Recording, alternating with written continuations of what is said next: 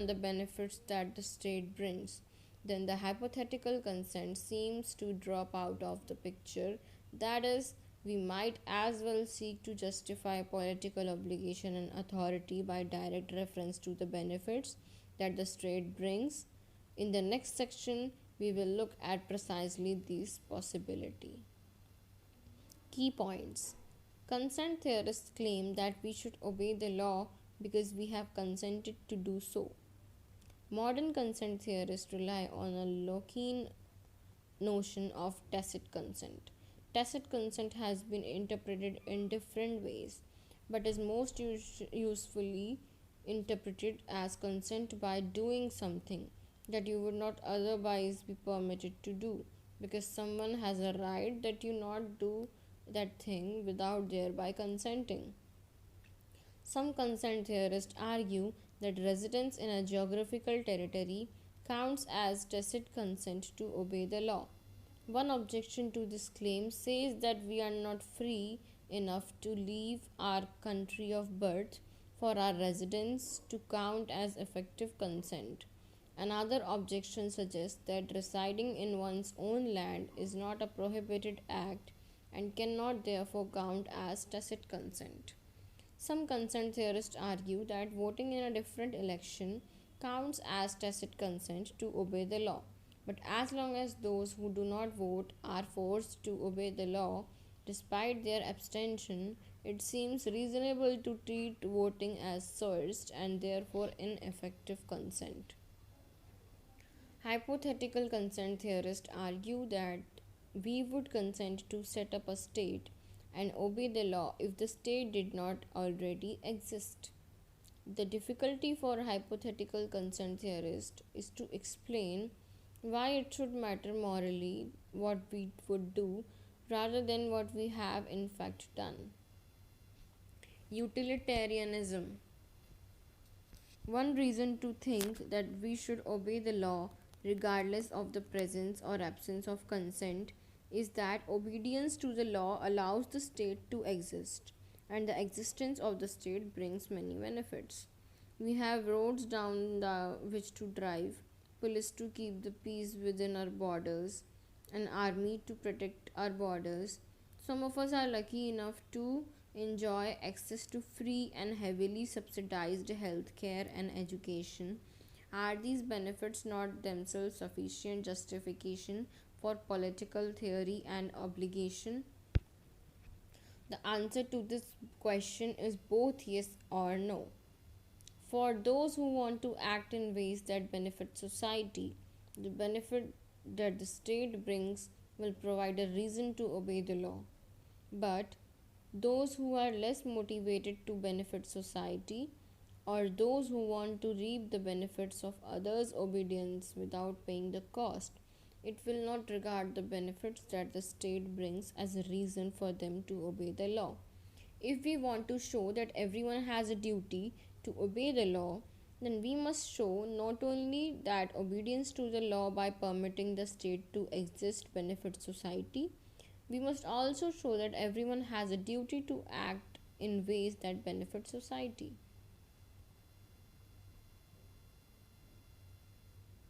The moral theory best placed to ground that claim that everyone has a duty to act in ways that benefit society is utilitarianism. First proposed by Jeremy Bentham in the late 18th century, utilitarianism says that everything that we do should aim to maximize the amount of pleasure and minimize the amount of pain in the world. It does not matter whose pleasure or pain is at stake. What is important is the overall aggregated balance of pleasure over pain across everyone. Whenever we have a choice about how to act, we should always choose the option that best fulfill this aim. One objection immediately arises to any attempt to use utilitarianism as grounding for political authority and obligation.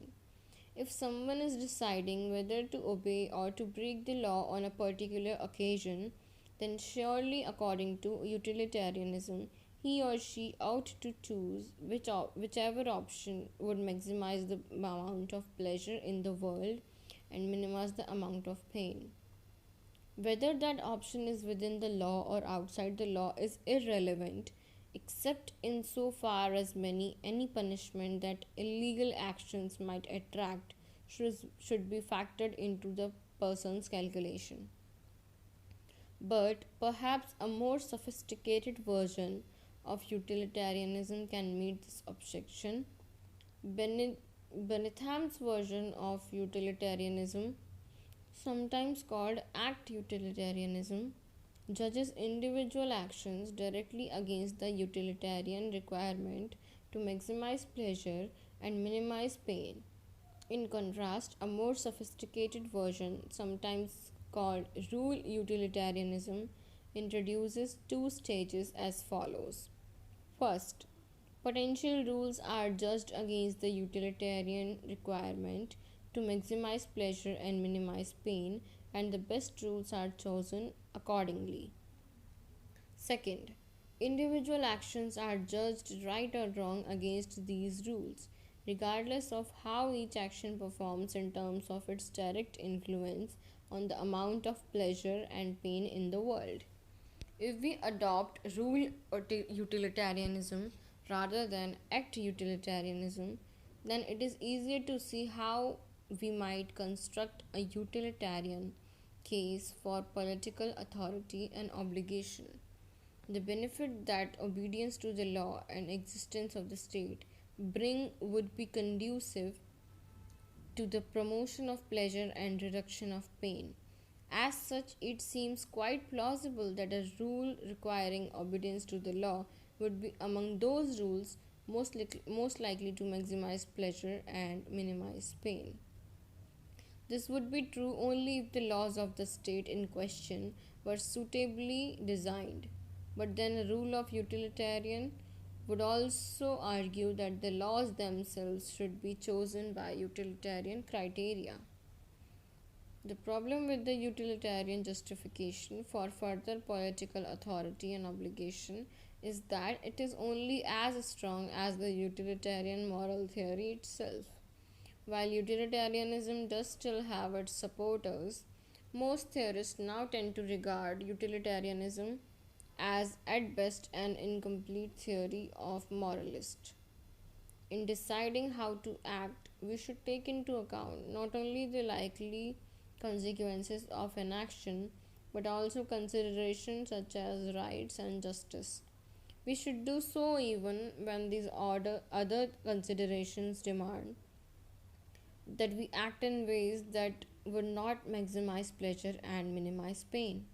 For example, we could imagine a situation in which utilitarianism required us to punish an innocent person, pretending that he or she had committed a crime when in fact he or she had not done so. By making an example of the innocent person, we might deter would be criminals from causing greater pain in the long run. But most of us would think it wrong in any circumstances to punish an innocent person for a crime that he or she has not committed. Innocent people have the right to liberty and we should not infringe that right. If utilitarianism requires us sometimes to punish the innocent people, the utilitarianism cannot be the whole story. Note that we would think that innocent people should not be punished even if adopting a rule prohibiting their punishment were not conducive to the maximization of pleasure and minimization of pain. Hence, the problem stands for both act and rule utilitarianism. Key points: utilitarianism is a moral theory that says that everything we should do aim to maximize the amount of pleasure and minimize the amount of pain in the world. Some theorists have tried to ground a case for political theory and obligation in utilitarianism, appealing to the benefits to society of obedience to the state. Most theorists now see utilitarianism as an incomplete account of morality. It may require us to do things that conflict with our intuitive moral judgments about justice and rights, such as punishing innocent people for crimes they have not committed. Even rule utilitarianism fails to explain correctly why we think that such acts should be prohibited. Fairness.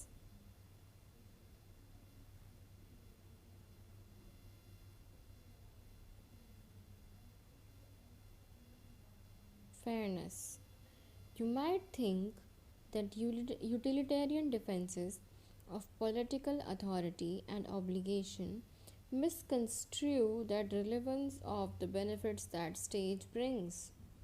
Perhaps we should not look forward to the future benefits that obedience to the law would bring to society in general, but back to the benefits that each of us have already received from the state. Can these benefits justify the case for obedience to the law? The theorist H.L.A. Hart argues that if we accept a benefit, then it is only fair that we should reciprocate and give something back. In this case, if we enjoy the protection of police and armies, if if we use roads, hospitals, schools, and other government run services, then we should reciprocate by obeying the law. Not to do so would be to free ride unfairly on the efforts of others. In other words, those who have willingly sacrificed their liberty in order to make possible the benefits provided by the state have a right to expect that the rest of us who also receive the benefits do the same.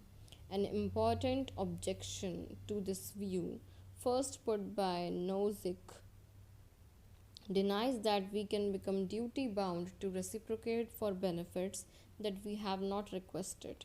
Suppose that any group could place you under an unforeseeable obligation to take part in its project simply by foisting benefits on you, regardless of how much of you want those benefits. This would, Nozick argues, unfairly curtail your freedom to choose in which projects so involve yourself so as best to promote those ends that you deem worth promoting. Nozick gives the example of a neighborhood in which some people decide to start an entertainment program over a public address system.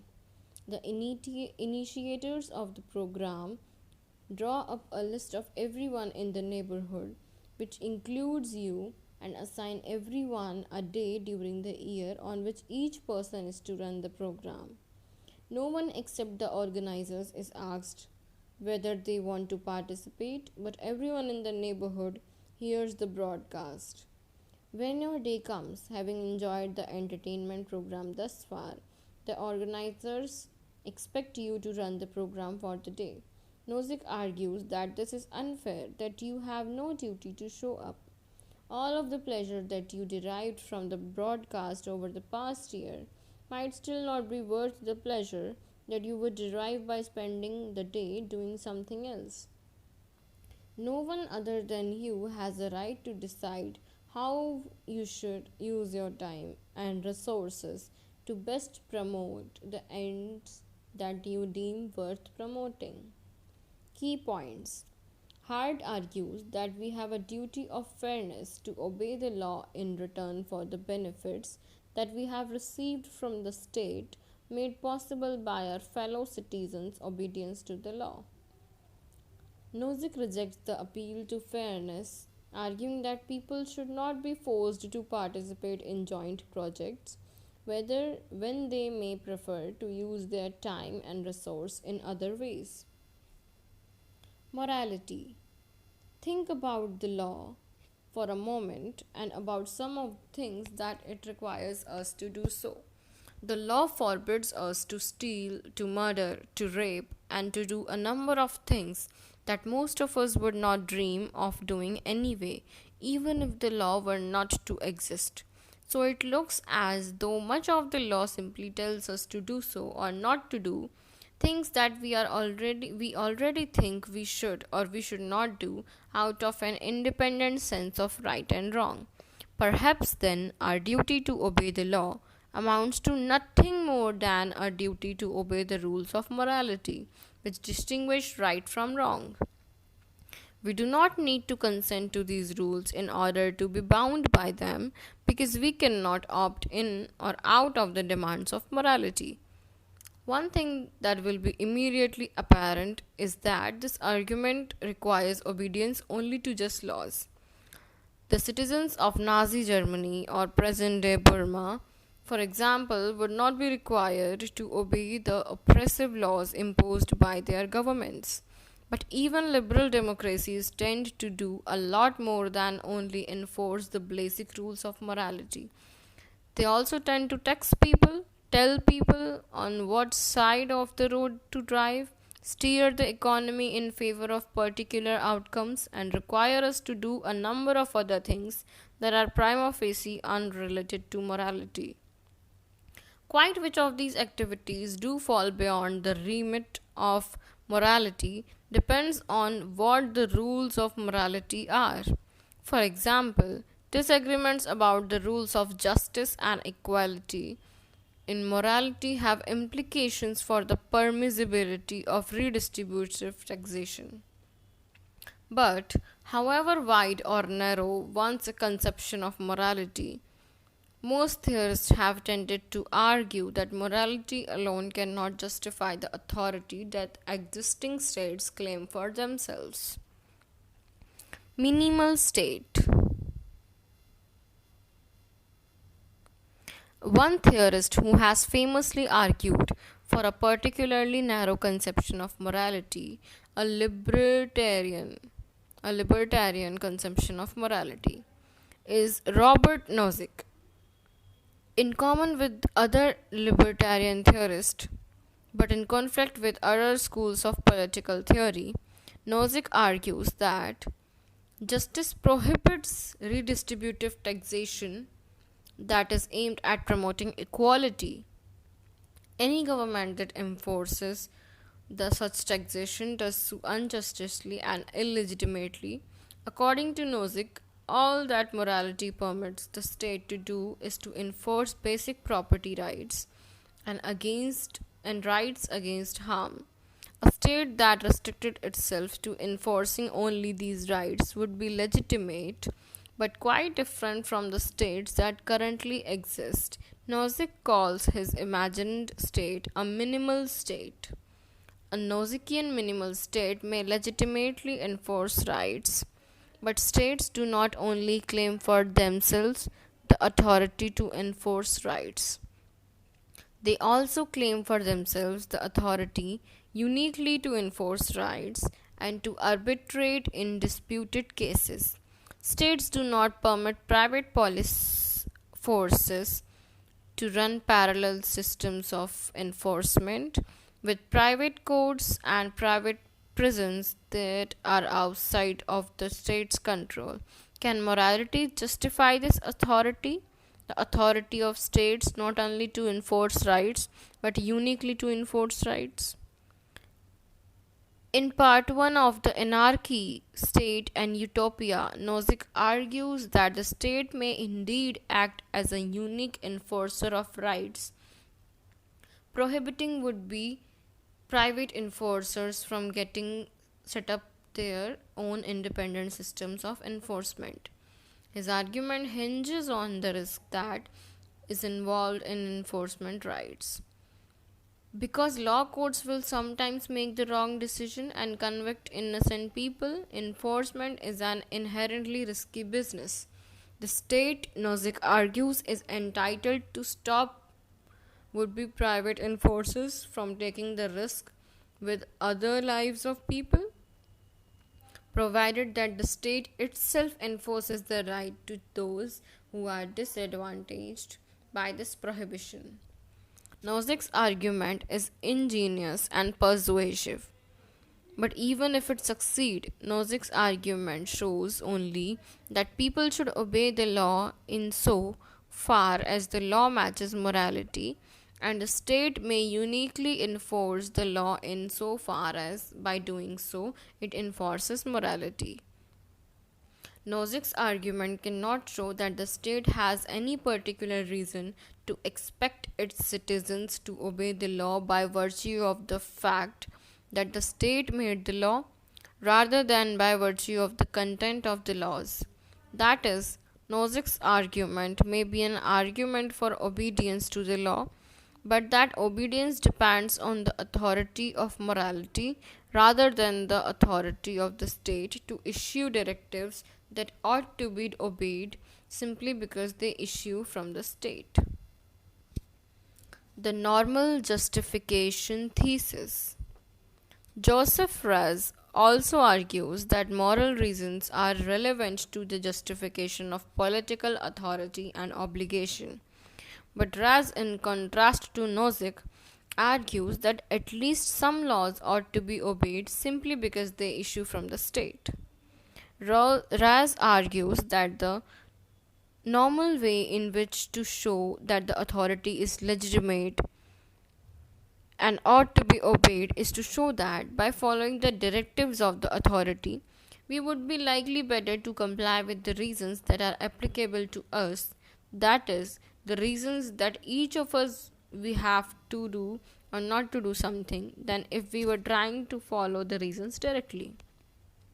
These reasons include, but are not limited to, moral reasons for action. If an authority tells us to do something that meets this criterion, then we are obliged to do what the authority tells us to do, rather than decide for ourselves how we should act. So, for example, all car drivers have reasons, both moral and self interested, to avoid road accidents. These reasons would apply to car drivers even if the state did not exist or he has or had said nothing about road accidents. One way in which accidents can be avoided is if we all try to follow the reason directly and drive on the same side of the road without any intervention by the state. But we are unlikely to coordinate amongst ourselves to drive on the same side of the road. On the other hand, the state can easily tell us to drive on this side of the road or that. So, if the state does tell us on which side of the road to drive, then we are duty bound to obey the state and to give up our own attempts to coordinate another solution without the state. This is because we are more likely to avoid road accidents by obeying the state than by continuing our individual efforts. Whether or not you agree with Ra's accounts of authority, even Raz himself admits that the authority that existing states claim for themselves goes beyond the bounds of that which can be justified on this account. On Ra's account, existing states will have some authority over people, but the extent of authority will differ person by person because each person is subject to quite different reasons for action. Rarely will people be subject to political authority as extensively as existing states would like to claim that they are. Key points. Many laws tell us to do that which basic rules of morality demand that we do anyway independently of the law. States may legitimately enforce obedience to the basic rules of morality. Most theorists agree that all existing states enforce at least some laws that go beyond the basic rules of morality. Nozick and other libertarians argue that state may enforce only property rights and rights against harm. Nozick calls a state that perform only these functions a minimal state. Nozick argues that states are permitted uniquely to enforce morality by appealing to the risk involved in enforcing rights. Raz argues that the normal way in which to show that an authority is justified is to show that by following the directives of authority, people would better comply with reasons applicable to them than if they want to try to follow those reasons directly. Raz notes that the authority that existing states claim for themselves would not be entirely justified on this view. Proudhon, an anarchist view of the state.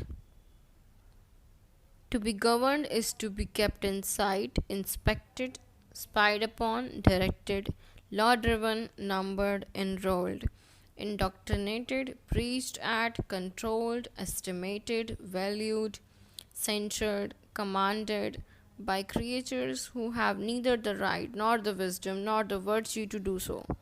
To be governed is to be at every operation, at every transaction, noted, registered, enrolled, taxed, stamped, measured, numbered, assessed, licensed, authorized, admonished, forbidden, reformed, corrected, punished. It is under the pretext of public utility and in the name of the general interest to be placed under contribution, trained, ransomed, exploited, monopolized, extorted, squeezed, mystified, robbed, then at the slightest resistance. The first word of complaint to be repressed, fined, designed, harassed, tracked, abused, clubbed, defamed, choked, imprisoned, judged, condemned, shot, deported, sacrificed, sold, betrayed, and to crown all mocked, ridiculous, outraged, dishonored. That is government, that it is its justice, that is it morality.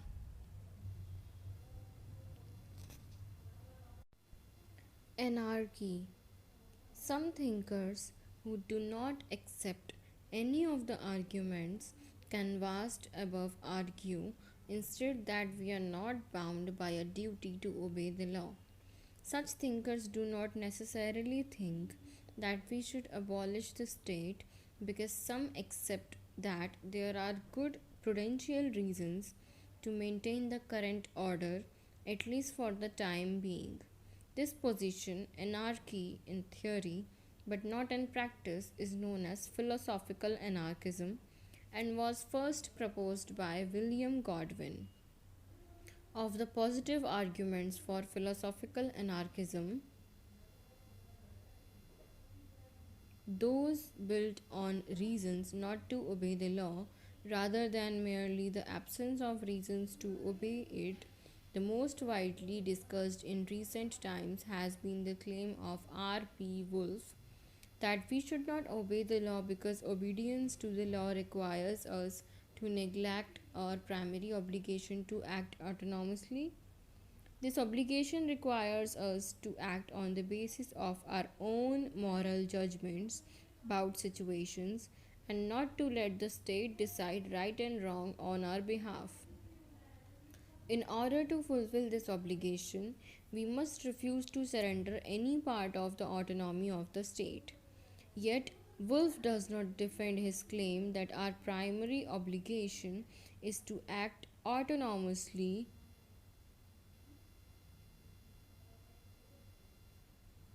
and a number of theorists have rejected the claim. So, even if Wolf is right that a duty to act autonomously is incompatible with a duty to obey the law, it nevertheless remains an open question whether we should therefore choose autonomy over obedience to the law. Not at all of course, not all anarchists, of course, are as reluctant as the philosophical anarchist to put their anarchy into practice. The anarchist vision of a world that is free from state coercion has attracted revolutionaries from the 19th century when the great anarchist theorists Stirnon, Proudhon, Bakunin, and Kropotkin held sway to the present day, when anarchy is often portrayed as a chaotic, violent form of society. Anarchists themselves have argued that an anarchist society could be more peaceful and harmonious than a statist society. A society governed by a state can ever be. The modern anarchist theorist Colin Ward goes as far as to claim that war is the expression of the state in its most perfect form. It is its finest hour. Among the key issues at stake between anarchist and statist are belief about human nature.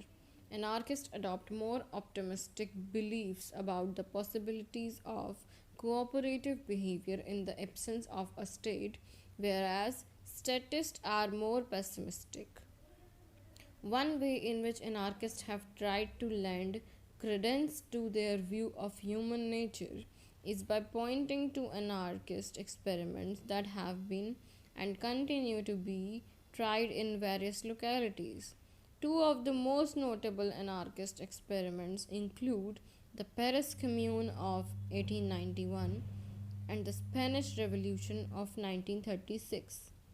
Critics of anarchism often respond to such examples by arguing that even if anarchy is feasible on a small scale, it could not be made to work on a large scale.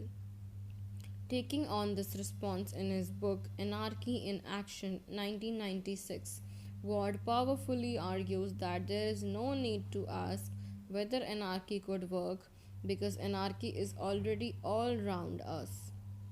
Whether or not we realize it, the modes of organization that structure our lives are, Ward argues, largely anarchic. Nevertheless, there remains worries about the possibility of achieving widespread coordination in an anarchic society and for avoiding free riding and other collective action problems. Perhaps the philosophical arguments point towards a middle path with some level of state control combined with more developed local power than the citizens of most states presently enjoys. Key text: Wolf in Defense of Anarchism 1970. In one of the boldest and most widely read statements of philosophical anarchism, Robert Paul Wolff argues that submission to political theory is incompatible with the duty that we are all under to maintain our moral autonomy to the maximum degree possible. Wolff argues that unanimous direct democracy, within which everyone participates in decision making and decisions are all made by unanimous consensus, would allow us to cooperate while retaining our autonomy. He suggests, however, that such a system will be impractical given that just one vote against a decision can defeat consensus. In the final part of his book, Wolff explores how a society that does not rely on state socialism could function. Key concepts: Anarchy, literally without rulers, is a society in which the state has been abolished, or more widely, in which all forms of hierarchy or oppression have been abolished. Some people associate anarchy with a utopian vision of democracy in which everyone lives in blissful harmony, realizing their full potential as human beings. Others associate anarchy with a dystopian vision of society in which order breaks down and warlords comes to dominate and each person is left to fight for his or own her survival. Most anarchists adopt a more pragmatic approach, arguing that an anarchic society could work better or worse depending on how well we cope with the problems that it throws up. Either way, they argue anarchy is a necessary prerequisite to ending the exploitation and injustice that is intrinsic to the current order. Conclusion: we begin with the question, why should we obey the law? We have looked at the range of different answers to this question, each appealing to different moral principles.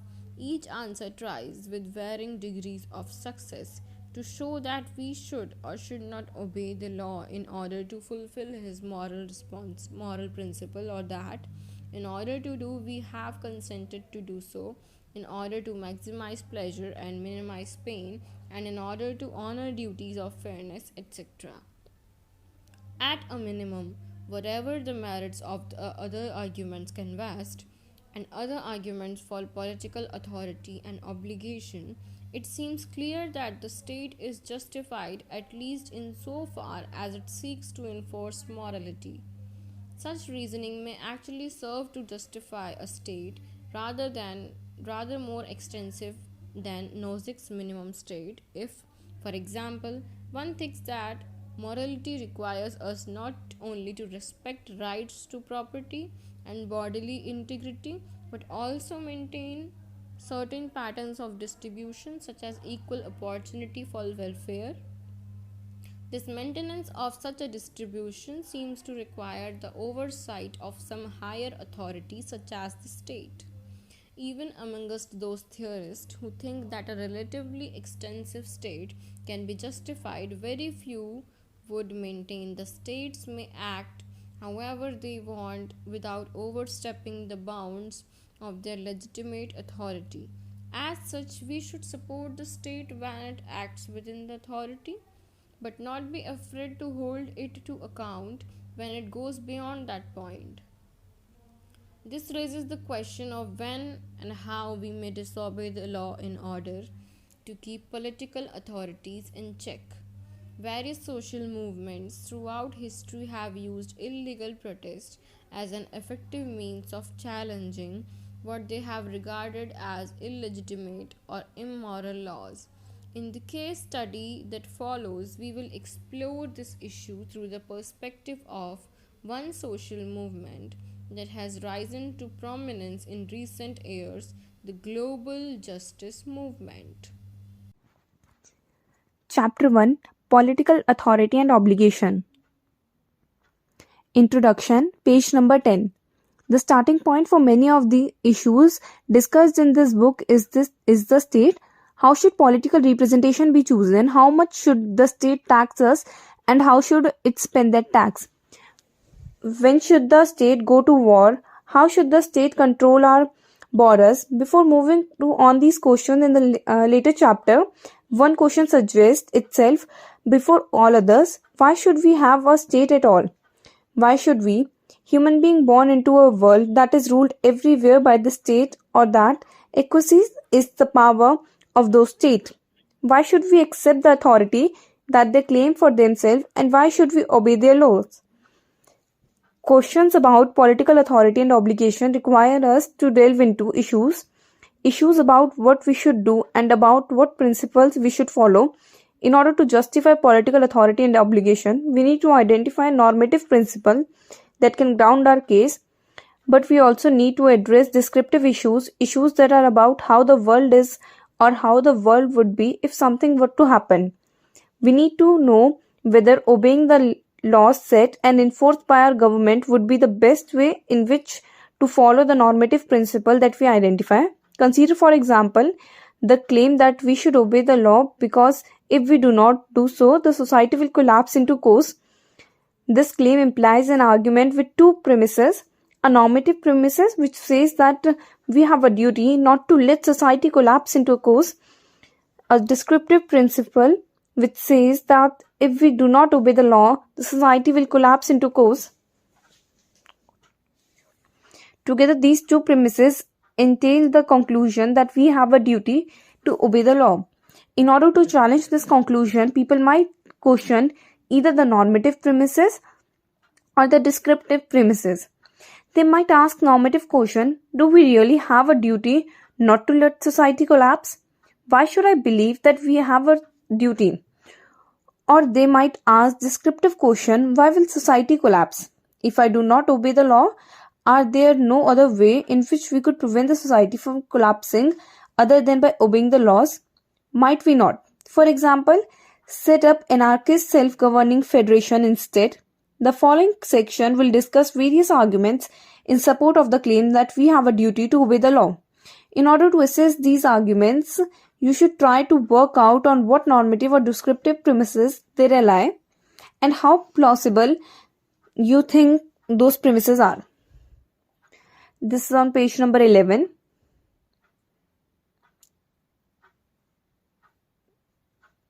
Key concept 1.1 Authority. To have authority in the practical sense is not merely to have power over someone. To have power over someone is to have at once disposable the mean to make that person do something. But authority requires something more than that. The person subject to the authority have a certain true attitude towards the person or institution that claims authority.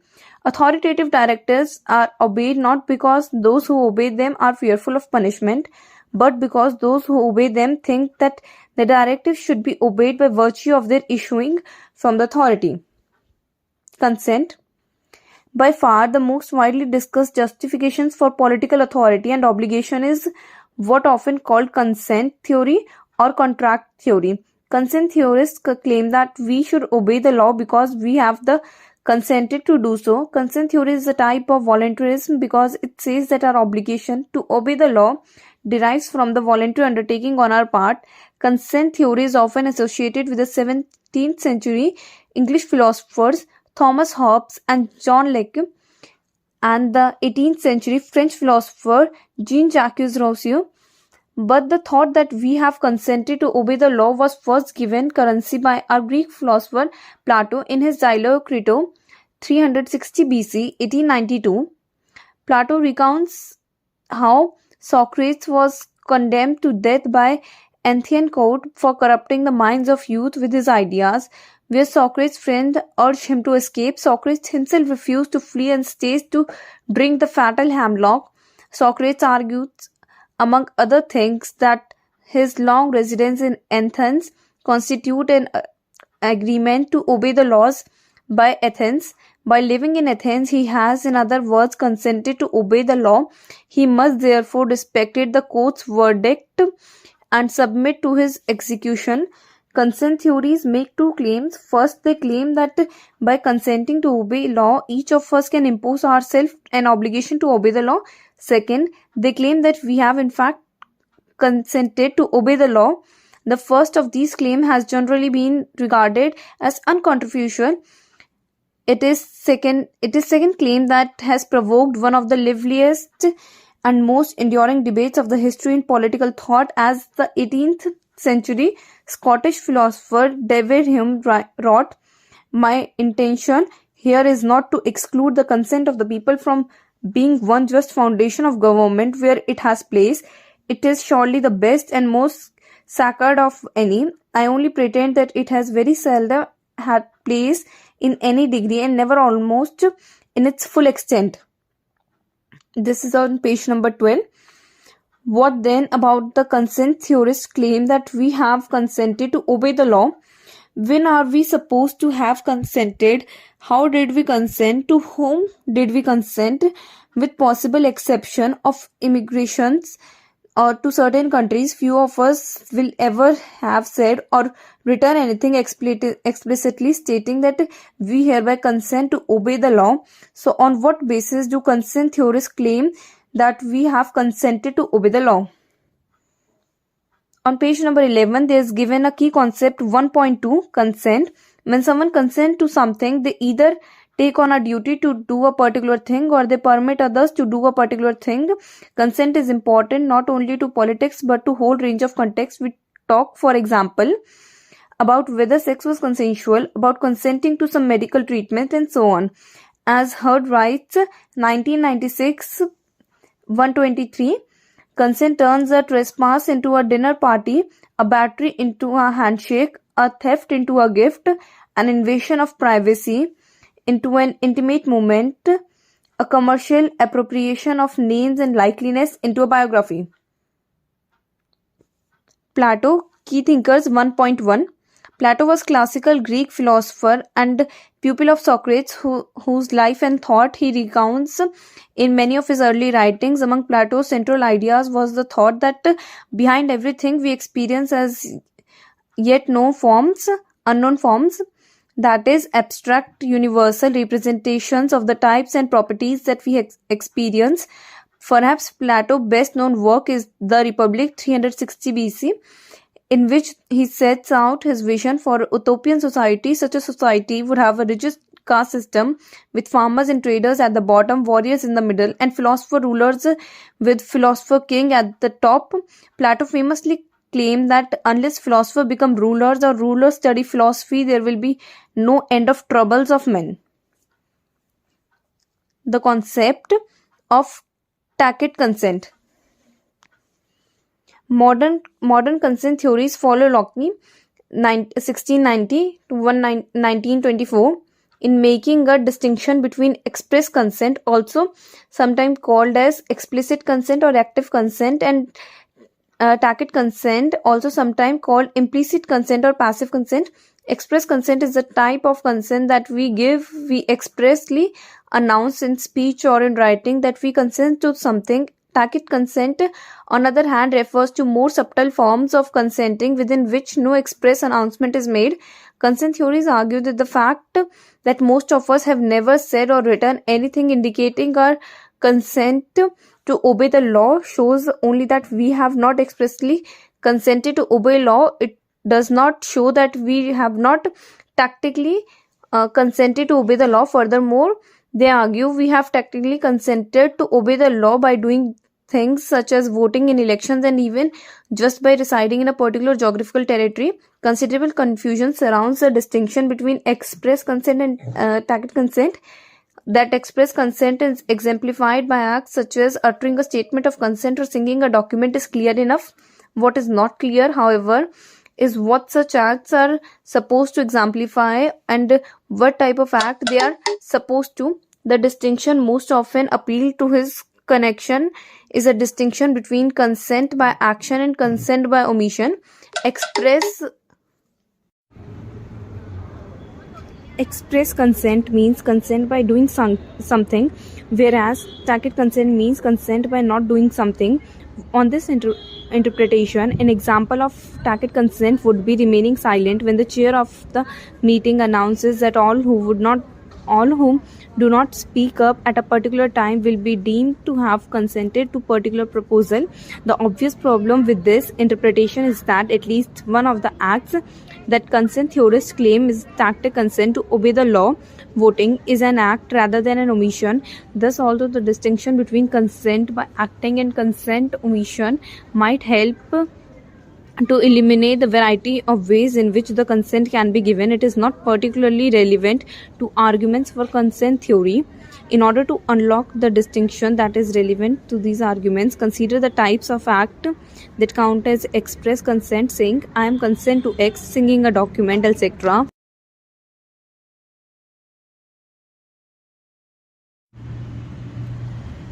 These are all fairly trivial acts that serve no particularly useful purpose other than in their role as consent.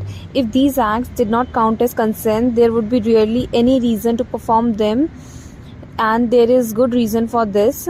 Suppose that act of expression consent could include useful acts such as eating, playing football, breathing, and telling someone one's name, act that we might well have a reason to perform other than in order to consent. In such a scenario, we would end up consenting to things not because we wanted to consent but because we could not avoid consenting in order to eat, play football, etc.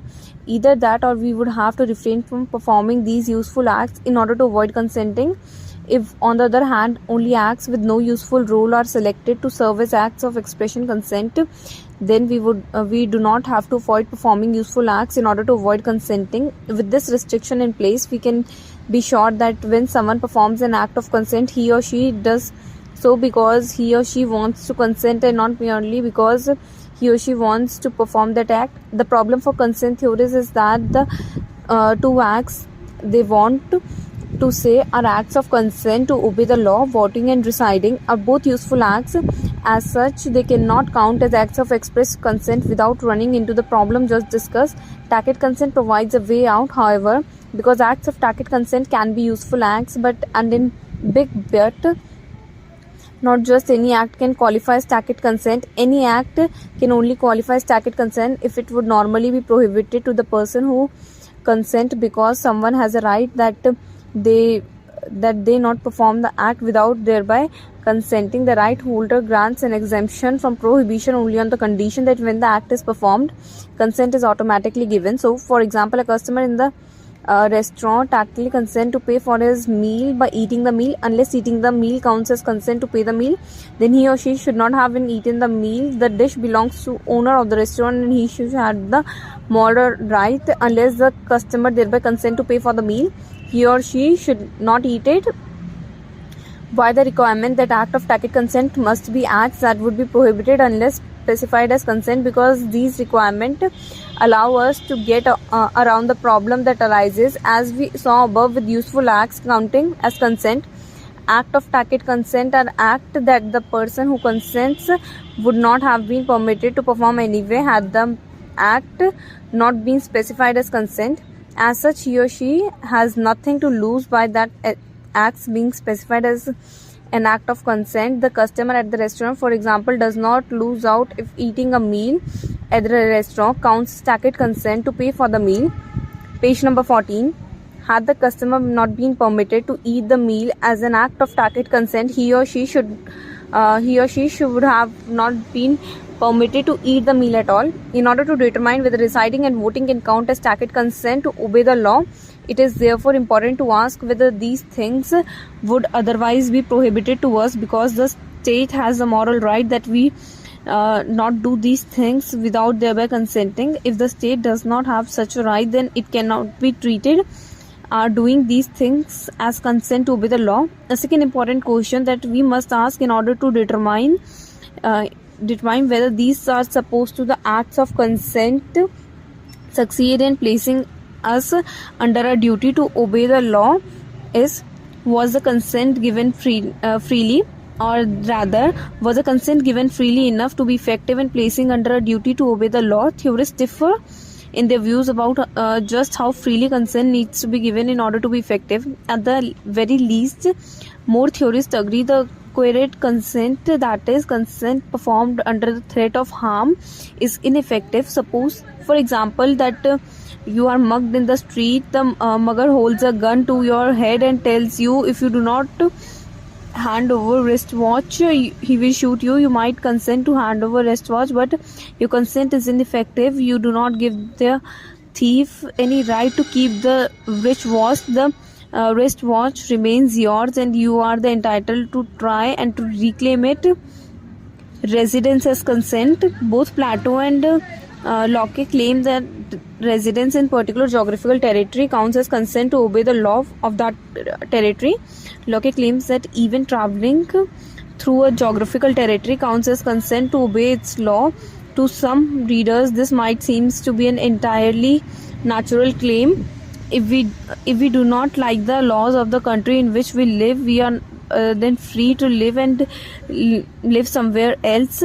If we choose to stay, then we have to consent to obey the laws of that country. But are we really free enough to leave our continued residence to count as effective consent? Even if we set aside those states or forcibly prevent their citizens from leaving, many of us would have been leave behind our family, friends, culture, work, etc. in order to move somewhere else. You might well question whether, if we choose not to make these sacrifices, our continued resistance can really be counted as free and effective consent. Hume, 1748-1947, famously argued that our residence in a territory no more counts as effective consent than does the presence of board as a ship of men who was carried on the board while asleep. Rousseau, 1762-1968, on the other hand, insists that when the state does not impede or exist, then our continued resistance is free enough to count as effective consent. But he accepts that when we are forced to stay in the country by a coercive state, our residence does not count as effective consent. That is one reason why some theorists have questioned whether residence in the country can count as consent to its laws. Another reason appeal that the thought that, as we saw above, the state can only treat a residence as tacit consent to obey the law if it has a moral right that we do not reside in the country without living there by the consenting. It is not easy to see why the state would have a right that we not live within its border unless we consent to obey its laws. Many people own the land on which they live and seem therefore to have a prime facie right to live on that land without submitting to anyone's rule. We cannot simply assume that the government as authority that presides over the land has a right to determine who can live within the border. Page number 15. To do so would beg the very question that we wish to answer. Why should we regard the authority that the government claims for itself as legitimate?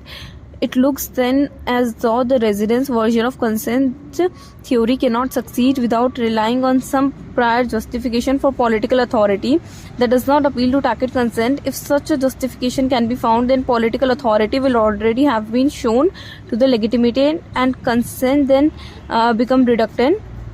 Box 1.1. Plato, Locke, Hume, Rousseau, and residents as consent.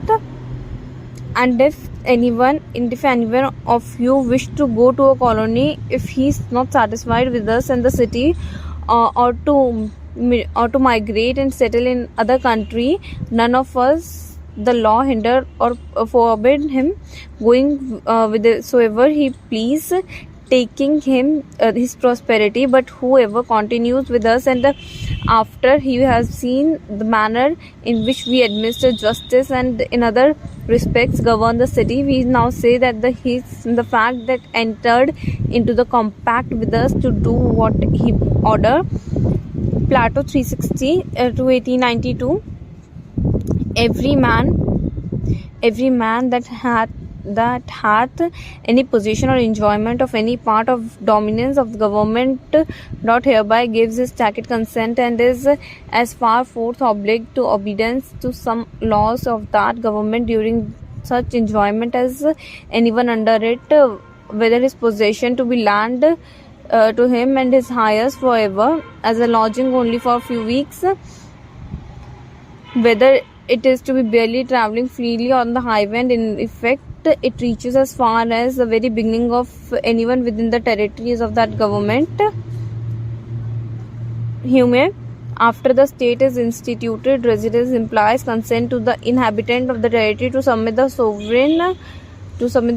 Footnote: this should anyway always be understood to refer only to the free state, for elsewhere family, property, look of asylums, necessity, violence may keep the inhabitants in the country unwillingly, and then more residence no longer implies consent either to contract or to violation of the contract. Now, voting as consent. A second act that someone consent, the theorist has argued, is a tacit consent to obey the law, is the voting that democratic election. John Clementes, for example, writes, where there is an established process of election to an office, then provided the election is free, anyone who takes part in the process consents to the authority of whoever is elected to the office. Of course, not everyone in the world has the opportunity to vote in a democratic election, and even among those who do may choose not to exercise, but can we at least say the citizens of democratic states who do cast their votes have freely consented to obey the law. Recall again the requirements that the state can only treat as an act of tacit consent if it has a moral right that we not perform the act without thereby consenting. This requirement seems to pose less of a problem for the voting version of consent theory than it did for the residence version. The state sets up and runs elections for the benefit of those who participate in them using its own ballot boxes and voting slips. As such, it seems to plausible that the state does have a right that the people not vote if they do thereby consent to obey the law. Now recall the requirement that consent must be free and uncode in order to be effective. The voting version of the consent theory seems to face a bigger problem than the residence version faced in this respect. The problem is that whether or not we choose to vote, we will all be forced to obey the law anyway. We do not really have the choice to abstain from the political and legal arrangements of the country altogether. As such, some would prefer to opt out altogether if they will choose to vote. Nevertheless, they will reason that if they are going to be forced to obey the law regardless, they might as well at least be forced to obey the law of the party they dislike. is a vote cast under the such circumstances free or court? Consider the following analogy. A man holds a gun to your hand, demand either your wallet or your wristwatch. You would prefer to keep both your wallets and wristwatch, but because you do not have that option, you would give him the wristwatch. Did you freely consent to give your wristwatch? That seems unlikely. You simply choose the lesser of two evils, and the stronger case of treating you consent and